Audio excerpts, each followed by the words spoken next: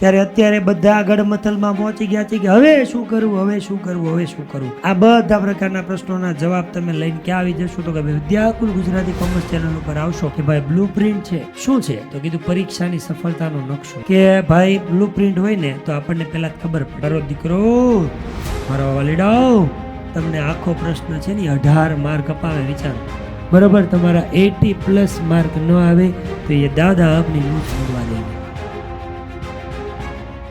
Hello, નમસ્કાર, welcome welcome welcome welcome welcome દરેક વિદ્યાર્થી મિત્રોનું વિદ્યાકુલ ગુજરાતી કોમર્સ પર હાર્દિક હાર્દિક સ્વાગત છે. સાથે સાથે દાદાની ઇંગ્લિશની દુનિયામાં પણ સ્વાગત છે. વિદ્યાર્થી મિત્રો, જ્યારે બોર્ડની પરીક્ષાના બહુ ઓછા દિવસો, ભાઈ જૂજ દિવસો કહી શકાય ને, જૂજ દિવસો જ્યારે વધ્યા છે ત્યારે અત્યારે બધા આગળ મથલમાં પહોંચી ગયા છે કે હવે શું કરવું, હવે શું કરવું, હવે શું કરવું. તો ભાઈ હવે શું કરવું, કેવી રીતે કરવું, ક્યારે કરવું, આ બધા પ્રકારના પ્રશ્નોના જવાબ તમે લઈને ક્યાં આવી જશો તો કે ભાઈ વિદ્યાકુલ ગુજરાતી કોમર્સ ચેનલ ઉપર આવશો એટલે દરેક સબ્જેક્ટના સબ્જેક્ટ વાઇઝ તમારા જેટલા પ્રશ્નો છે ને એને લઈને અમે સોલ્વ કરવાનો પ્રયત્ન કરીએ છીએ. આમ તો ખાસ કરીને જોઈએ છીએ કે તમારા પ્રશ્નો છે એ પ્રશ્નો અમે લઈને આવીએ છીએ, તમને કહીએ છીએ ને એનું સોલ્યુશન પણ તમને કહીએ છીએ. પણ અત્યારે જેની જરૂર લાગી, કારણ કે ઓલું કહે ને કે આપણી કાઠિયાવાડી જે કહેવત છે કે ભાઈ જાગે ત્યારે ભાગે, તો હવે ઘણા બધા વિદ્યાર્થી એવા છે કે હવે જાગ્યા છે અને જાગ્યા છે એમાંથી તકલીફ એવી છે કે ઘણા લોકોને તો બોર્ડની પરીક્ષા છે એની અંદર પેપર સ્ટાઇલ શું આવે નથી ખબર, બ્લુ પ્રિન્ટ શું આવે નથી ખબર, શું આવે નહીં, બ્લુ પ્રિન્ટ શું કહેવાય, શું કહેવાય એ પણ ખબર નથી. તો ભાઈ આ પ્રશ્ન છે એ તમારા મગજની અંદર છે, તો અમારા મગજની અંદર આવ્યો કે ભાઈ અમારા વિદ્યાર્થી સુધી આ પ્રશ્નો છે એનું સોલ્યુશન આપણે પહોંચાડવું જોઈએ. તો આજના લેક્ચરમાં વિદ્યાર્થી મિત્રો દાદા દ્વારા તમને સરસ મજાની ઇંગ્લિશ ધોરણ 12 સેકન્ડ લેંગ્વેજ, યાદ રાખજો સેકન્ડ લેંગ્વેજ. તો કોને લાગુ પડે આ વિડીયો? હિન્દી મીડિયમની અંદર, એટલે કે હિન્દી માધ્યમમાં, એટલે ઉપર લીટાવા હિન્દી માધ્યમમાં જે વિદ્યાર્થી મિત્રો ભણે છે એને આ વિડીયો લાગુ પડે છે, બરાબર છે. બીજું ગુજરાતી માધ્યમમાં ભણે છે એ લોકોને પણ આ બ્લુ પ્રિન્ટ કે જે સમજાવું છું એ લાગુ પડે છે. બીજું કોને? સાયન્સવાળાને લાગુ પડે? ના બેટા, આ બ્લુ પ્રિન્ટ છે સાયન્સવાળાની છે નહીં. સર કોમર્સવાળાને? યસ, વિદ્યાકુલ ગુજરાતી કોમર્સ છે તો કોમર્સવાળાને લાગુ 100% પડવાની છે. બીજું સર આર્ટ્સવાળાને? ભાઈ આર્ટ્સ અને કોમર્સ દોનો ભાઈ ભાઈ, આમ તો સાયન્સ કોમર્સ આર્ટ્સ ત્રણેય ભાઈ જ છે, પણ સાયન્સવાળા છે એની પેપર પેટર્ન થોડીક અલગ છે એટલે એ લોકોને આ લાગુ પડશે નહીં. બાકી કોમર્સ હોય અને આર્ટ્સ એ લોકોને લાગુ પડે, ગુજરાતી માધ્યમ હોય તો એ લાગુ પડે, હિન્દી માધ્યમ હોય તો લાગુ પડે, બધું બીજું કોઈ માધ્યમ હોય ઇંગ્લિશ મીડિયમ સિવાય, ઇંગ્લિશ મીડિયમ સિવાય બીજો કોઈ માધ્યમ હોય અને એને ઇંગ્લિશ સબ્જેક્ટ હોય તો એને આ લેક્ચર છે જોવા જેવો છે. તો તમારી સાથે કોઈ એવા સંકળાયેલા જોડાયેલા હોય જેને આ વિડીયોની જરૂર હોય તો એને તમે આ વિડીયો છે શેર કરી દેજો, જેથી કરીને એની પાસે પણ કોઈ પણ પ્રકારની માહિતી ન હોય, અધૂરી હોય, જે કાંઈ હોય એને પહોંચી જાય. તો શરૂ કરીએ. ના પૈસા लगता है ના ખર્ચા लगता है ભૈલા, ना पैसा लगता है ना खर्चा लगता है बाबू. भारत माता की जय बोलो न भाई, दिल को बड़ा अच्छा लगता है. भाई બોર્ડની પરીક્ષા 2026 એની આપણે બ્લુ પ્રિન્ટની વાત કરવાની છે, અંગ્રેજીની વાત કરવાની છે અને સેકન્ડ લેંગ્વેજની વાત કરવાની છે. એટલે ગુજરાતી માધ્યમમાં ભણે, સાંભળજો, આ ઘણાને એ નથી ખબર, તમે ગુજરાતી મીડિયમમાં ભણો છો, જે મીડિયમમાં ભણો ને તમારી ફર્સ્ટ લેંગ્વેજ કહેવાય. તો ઇંગ્લિશ ગુજરાતી તમે ભણો છો તો તમારી ફર્સ્ટ લેંગ્વેજ, તો ઇંગ્લિશ સેકન્ડ લેંગ્વેજ. ઇંગ્લિશ મીડિયમમાં ઊંધું થાય, ઇંગ્લિશ મીડિયમમાં એ લોકો ભણે તો એ એની ફર્સ્ટ લેંગ્વેજ થાય, તો એ લોકો ગુજરાતી ભણે, હિન્દી ભણે તો એના માટે સેકન્ડ લેંગ્વેજ કહેવાય, બરાબર છે. તો આપણે સેકન્ડ લેંગ્વેજની વાત કરીએ છીએ તો એના બ્લુ પ્રિન્ટની વાત કરીએ એ પહેલાં મારે તમને એવો પ્રશ્ન પૂછવો છે કે ભાઈ બ્લુ પ્રિન્ટ છે શું છે તો કીધું પરીક્ષાની સફળતાનો નકશો છે. બ્લુ પ્રિન્ટ શું કામ હોવી જોઈએ, બ્લુ પ્રિન્ટ શું કામ સમજવી જોઈએ, શું કામ જરૂર, શું કામ છે? તો એટલે જરૂર છે પહેલું કે બ્લુ પ્રિન્ટ ખબર હોય ને બકા મારા, એમાં બકા કઈ પેન રાખી સારું લાગશે? થોડી સારી લાગે. કે ભાઈ બ્લુ પ્રિન્ટ હોય ને તો આપણને પહેલાં ખબર પડે કે ભાઈ કેટલા માર્ક્સનું હું પૂછાય, આપણને ગુણભાર ખબર પડે, વેઇટેજ ખબર પડે. ડાયરેક્ટ ઇનડાયરેક્ટ હોય તો 3 માર્કનું હોય. પહેલાં તો એટલી ખબર પડે ચોપડીના કેટલા માર્ક હોય, ગ્રામરના કેટલા ભાગ હોય, રાઇટિંગ સેક્શનના કેટલા હોય, લેફિંગના કેટલા હોય, ગ્રામરમાં ફંક્શનના કેટલા હોય, ડુએસ ડાયરેક્ટેડના કેટલા હોય, લેફિંગના પ્રશ્ન પૂછાય તો કયા કયા પૂછાય. આ બધી વસ્તુના સવાલ અને એના માર્ક્સ છે ને દીકરા તમને ખબર પડે ને એટલે બ્લુપ્રિન્ટ સમજવી જરૂરી છે. બીજું, પ્રશ્નનો પ્રકાર. દાખલા તરીકે ફંક્શન હોય તો ફંક્શન 3 રીતે પૂછાય. આઈડેન્ટિફિકેશનમાં પૂછાય, રિસ્પોન્સમાં પૂછાય અને કમ્પ્લીટ ધ સેન્ટેન્સમાં પૂછાય. WH ક્વેશ્ચન છે તો કઈ રીતે પૂછાય, MCQમાં તમને પૂછાય છે. કયા પ્રકારનો પ્રશ્ન કેવી રીતે પૂછાય, કયામાં તમારે જવાબ લખવાનો છે, કેમાં મોટો જવાબ લખવાનો, કયા MCQના સ્વરૂપમાં પૂછાય, કેમાં ખાલી જગ્યામાંથી જવાબ આવે, એ તમને આના દ્વારા ખબર પડે. બીજું, બ્લુપ્રિન્ટ હશે ને તો તમારથી સ્માર્ટ વર્ક થશે કે ભાઈ કેટલું વાંચવું, હું કેટલાનો માણ. આપણે નથી કહેતા ઓલો કે તું 40નો કારીગર છો, તારથી 40ની તૈયારી થાય એમ છે, તો ભાઈ બસ તો બ્લુપ્રિન્ટથી ખબર પડે કે ભાઈ હું ગમે એટલી મહેનત કરીશ, મારે 50 આવશે તો હું 100ની હું કેમ મહેનત કરું, 60ની કરું, 70ની કરું, 30-40 માર્કનું અઘરું છે એ કાઢી નાખું. પણ મને કેમ ખબર પડે અઘરું કયું છે? બ્લુપ્રિન્ટ ખબર હોય તો સ્માર્ટ વર્ક કરી શકો. બીજું, 3 કલાકમાં 100 માર્કનું પેપર લખવાનું હોય, બ્લુપ્રિન્ટમાં જે ક્વેશ્ચનના માર્ક્સ, એની અંદર કઈ રીતે લખવું, શું લખવું, એ બધી ખબર હોય તો એક્ઝામ લખતી વખતે તમે ટાઈમનું મેનેજમેન્ટ કરી શકો છો કે 3 કલાકમાં કઈ રીતે. આમ તો ઇંગ્લિશનું પેપર આપણે 3 કલાક પહેલાં, 3.25 કલાકમાં પૂરું કરવાની ગણતરી રાખીને ચાલવાનું, બરાબર. તો એના દ્વારા તમને ખબર પડશે, તમને ટાઈમ મેનેજમેન્ટ થશે.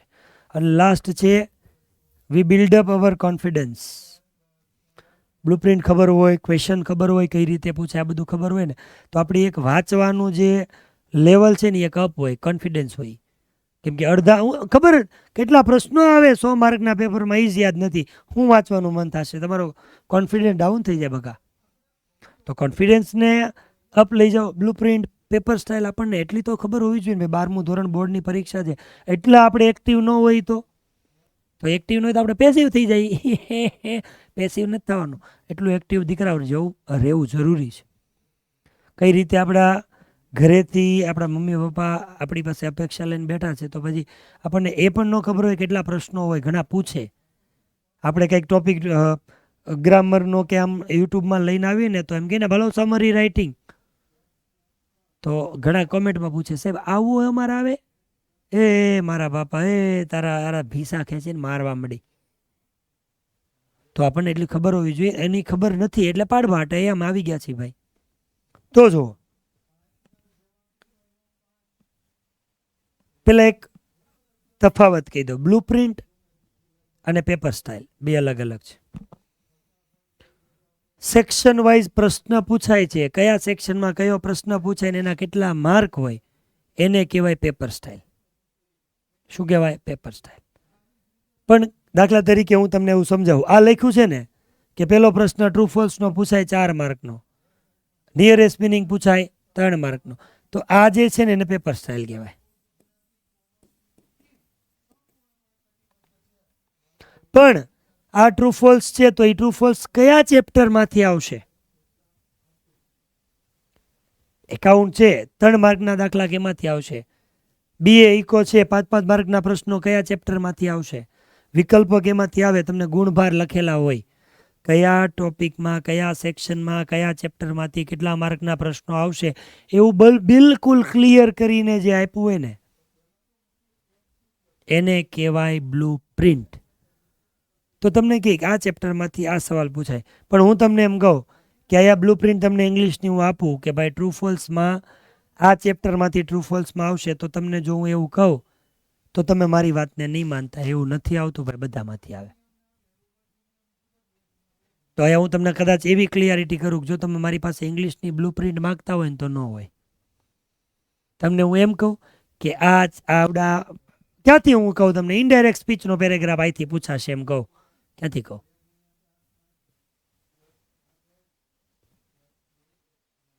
પેરેગ્રાફ ઉપરથી ક્વેશ્ચન આન્સર, આમાં ખાલી એટલા જ ચેપ્ટર આવશે, બધા નહીં આવે. બધા આવશે બેટા, થોડું કંઈ ક્લિયર છે. હા IMP કહી શકે એટલા ચેપ્ટર IMP છે, વધારે આ કરજો. પણ બ્લુપ્રિન્ટમાં કોઈ જગ્યાએ ઇંગ્લિશની બ્લુપ્રિન્ટ છે નહીં કે આ જગ્યાએથી પૂછાય. એટલે આપણે અહીંયા ક્લિયરલી એવું સમજીએ છીએ કે આપણે બ્લુપ્રિન્ટ સમજીએ કે પેપર સ્ટાઇલ સમજીએ, બે એક આપણા માટે એક છે. કોન્સેપ્ટ ક્લિયર કરજો. હું તમને એમ ન કહું ડુએસ ડાયરેક્ટેડ આમાંથી પૂછાય, ક્યાંથી પૂછાય ભાઈ, ગમે ત્યાંથી પૂછાય કરો. હા આઈએમપી આપી શકું, શોર્ટ નોટ આ કરજો, એસે આ કરજો, અને આઈએમપી કહેવાય. બ્લુપ્રિન્ટ કહેવાતી નથી બકા. તો મારા દીકરા એટલું યાદ રાખજો કે બ્લુપ્રિન્ટ નહીં, paper style blueprint both are same in English. બરાબર, we have no blueprint, there is no blueprint in English bro. તો એ ભૂલી જાઓ, પેપર સ્ટાઇલ સમજો.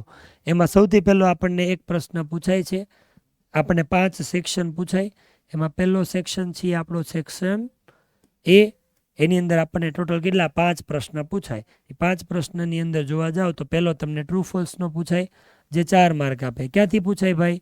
બધા યુનિટ આવે બકા, બધું કરવા મળજે સાનો મનો. નિયરેસ્ટ મિનિંગ ઘણા બધાને હજી એક ભૂલ છે કે ટેક્સ્ટ બુકમાંથી આવે બકા. ટેક્સ્ટ બુકમાંથી નહીં આવે દીકરા. એ લેપવિંગમાંથી 1233% લેપવિંગમાંથી આવશે, જે 3 માર્ક તમને આપશે. પછી આ 2 પ્રશ્ન એવા છે જે ફંક્શનના છે. બરાબર, અહીંયા હું લખી દઉં છું ફંક્શન. આમાં તમને આઈડેન્ટિફિકેશન પૂછાય છે, જે તમને જવાબમાં ફંક્શનના નામ બ્રેકેટમાં આપ્યા હોય, નીચે 3 સેન્ટેન્સ આપ્યા હશે. નીચે સેન્ટેન્સ વાંચીને કયું ફંક્શનનું યુઝ થયું, ઉપરથી તમારે બ્રેકેટમાંથી જવાબ લખવાનો. કેટલા માર્કનું પૂછાય એ નથી લખ્યું, તમને લખ દો 3 માર્કનું પૂછાય. અગેન પાછું ફંક્શન જ છે, નામ આપ્યું રિસ્પોન્સ, ઉપર સવાલ આપેલો છે, નીચે 4 ઓપ્શન હશે, બાજુમાં બ્રેકેટ હશે કે સપોઝિશન. 4 ઓપ્શનમાંથી સપોઝિશનનો તમારે ફાઇન્ડ આઉટ કરીને જવાબ લખવાનો. 4 માર્કમાં પૂછાય. અને છેલ્લે WH ક્વેશ્ચનના MCQ તમને પૂછાય છે, એ તમને 4 માર્ક પૂછાય. દીકરાઓ 4 આ જેટલા પ્રશ્નો છે ને બધાના જવાબ એમાં ને એમાં હોય. આમાં ખાલી ટ્રુ કે ફોલ્સ લખવાનું. નિયરેસ્ટ મિનિંગનો જવાબ બાજુમાંથી આવશે, આઈડેન્ટિફિકેશનનો જવાબ ઉપર બ્રેકેટમાંથી આવશે, ફંક્શનનો જવાબ નીચે 4 ઓપ્શનમાંથી હશે, WH ક્વેશ્ચનનો જવાબ એ નીચે ઓપ્શનમાંથી. તો એવરેજ અને નબળા વિદ્યાર્થીઓ માટે ખાસ જરૂરી પ્રશ્ન છે. અવાજ આવે છે. સૌથી વધારે પ્રશ્ન સ્કોર કરી શકાય, વાંચતા ન આવડતું હોય તો એ જય માતાજી સી આમાં હાલે. કેટલા માર્ક થાય ગણો તમે? 4 ને 3 7 ને 3 10, 10 ને 4 14, 14 ને 4.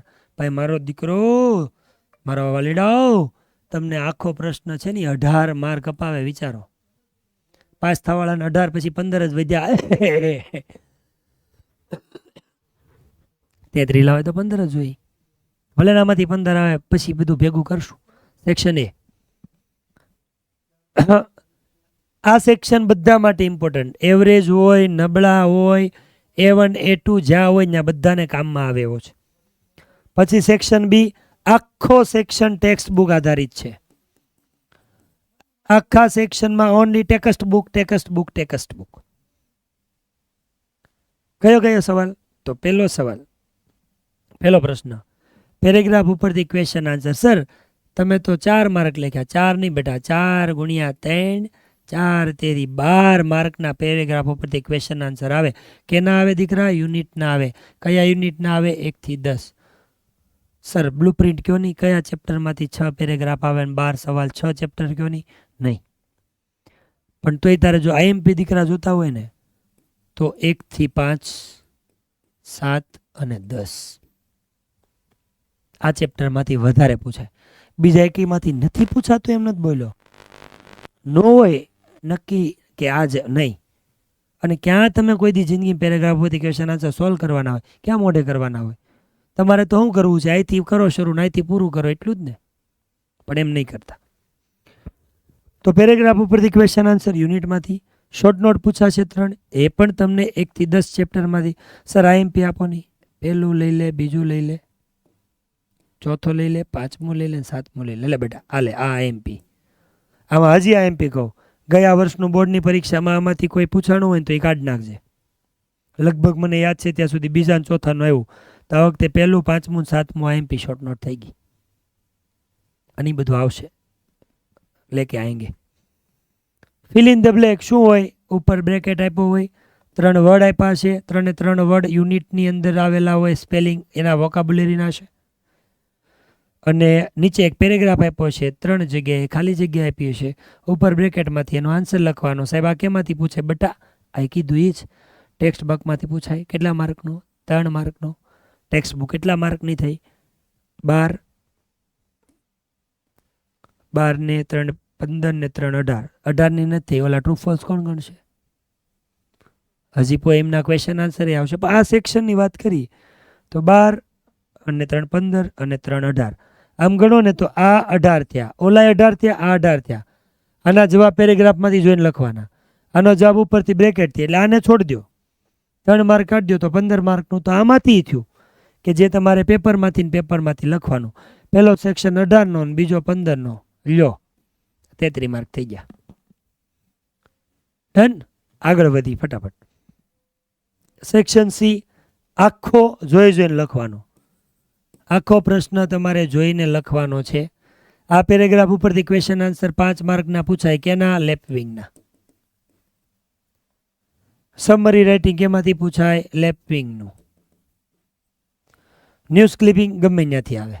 ઉપર પેરેગ્રાફ આપ્યો છે, ન્યૂઝ ક્લિપનો એકાદો ન્યૂઝનો આર્ટિકલ આપ્યો છે, નીચે 5 સવાલ પૂછશે, એનો જવાબ આપવાનો.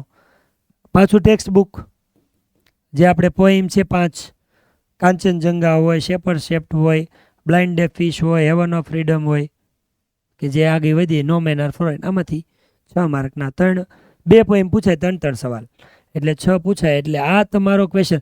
બધા પ્રશ્નો જોઈને લખવાના ઉપરથી પેરેગ્રાફમાંથી. આની સિવાય આ રીતે પેરેગ્રાફમાંથી લખશો ને તો 5 ને 5 10 ને 5 15 ને 6. સેક્શન સી તમારો 21 માર્કનો થયો. સેક્શન એ બી સી કરો ને ભયો થઈ ગયો, મોજ કરો. પણ તકલીફ આપવાળો સેક્શન તો હવે ગ્રામર. હા સર, ગ્રામર કેટલા માર્કનું થાય છે? જો આગળ ગણાવું. એક ડુએસ ડાયરેક્ટેડ છે 4 માર્કનું, જેની અંદર 2 પેરેગ્રાફ પૂછાય. એક ટેન્સનો પૂછાય છે 2 માર્કનો, અને એક એક્ટિવ પેસિવનો પૂછાય છે, વોઇસનો 2 માર્કનો. એટલે 4 આ થઈ ગયા. ડાયરેક્ટમાંથી ઇનડાયરેક્ટ કરવાનું છે, 3 માર્કનું પૂછાય. ફંક્શન છે ઓલા પણ જેમ પૂછાય એમ અહીંયા પણ MCQની અંદર તમને 5 માર્કની અંદર પૂછાશે. એડિટિંગની પહેલાં એક વસ્તુ બાકી રહી ગઈ તો પાઈ લખી દઉં. એ છે combined the sentence. Combined the sentence કયો, અથવા તો એને તમે કનેક્ટિવ કયો, કન્જક્શન કહી દો. વાક્ય પેરેગ્રાફને જોડવાનું 3 માર્કનું આવે છે. અને છેલ્લે એડિટિંગ. બાજુમાં તમને આ વખતે એડિટિંગની અંદર ઓપ્શન આપેલા છે 3, એમાંથી એક જવાબ ખાલી જગ્યામાં લખવાનો થશે. 4 માર્ક એ આપે તો 4 ને 3 7, 7 ને 5 12, 12 ને 3 15, 15 ને 4, 15 ને 4, એટલે આ સેક્શન થયો 19 માર્કનો. તમે એમ કહો સાહેબ ગ્રામર 19નું નહીં બેટા, આ 19 થયા. 3 માર્કના આઈડેન્ટિફિકેશનના ફંક્શન એટલે 20 21 22. 4 માર્કના સેક્શન એમાં response 23 24 25 26. 4 માર્કના WH question. Total grammar દીકરાઓ તમને 30 માર્કનો પૂછાય. પણ આપણને નથી ખબર હોતી એટલે તો અમારે લઈને આવવું પડે છે. અને બીજું આયા લખ્યું છે એ જરીક જોજો. આ આપણા અંગ્રેજીનો સબ્જેક્ટ કોડ છે, ઘણા ખબર જ નથી. આપણા ઇંગ્લિશનો સબ્જેક્ટ કોડ છે 013. કોડ લખવાનો આવે ને, આ યાદ, આ નથી, છોકરાને નથી ખબર હોતી. પછી આગળ છેલ્લો સેક્શન જેની અંદર આપણને આવડે નહીં, આપણું અંગ્રેજી ખૂટી જાય એવો રાઇટિંગ સેક્શન. આ રાઇટિંગ સેક્શન છે એની અંદર ટોટલ કેટલા પ્રશ્નો હોય? આમ 6 હોય, લખવાના 4 હોય. પેલું ઇન્ફોર્મેશન ટ્રાન્સફર, એટલે આવું આમ આલેખ આપ્યો હોય કે આમ ગોળ આલેખ આપ્યો હોય કે કંઈક ટેબલ આપ્યું હોય, એનું તમારે વર્ણન કરવાનું હોય, અને ઇન્ફોર્મેશન ટ્રાન્સફર કહેવાય. 5 માર્ક અપાવે. આને તમારે પોઈન્ટ્સમાં નથી લખવાનું, કન્ટિન્યુ લખવાનું. આ શીખવાડવામાં આવશું. એસે રાઇટિંગ, નિબંધ 8 માર્કનો. એપ્લિકેશન પૂછાય અને સ્પીચ પૂછાય. એપ્લિકેશન લખવી તી લખાય, અથવામાં તમને સ્પીચ આવે. તમને કેટલા માર્ક આપે? 6 આપે, 5 નો આપે. ડન છે. અને છેલ્લો પ્રશ્ન તમને પૂછાય છે ઈમેલ રાઇટિંગ, એના અથવામાં હોય રિપોર્ટ રાઇટિંગ, 5 માર્ક અપાવે. તમે મને પૂછો કે સાહેબ કયો સારો લખવા માટે?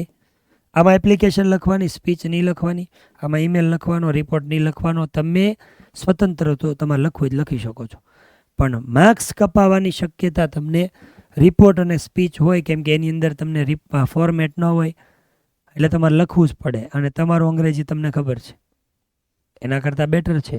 એપ્લિકેશન અને ઈમેલમાં ફોર્મેટ હોય, ફોર્મેટ લખો એટલે જેટલા માર્ક હોય એના અડધા માર્ક, પોણા માર્ક તમને મળી જાય.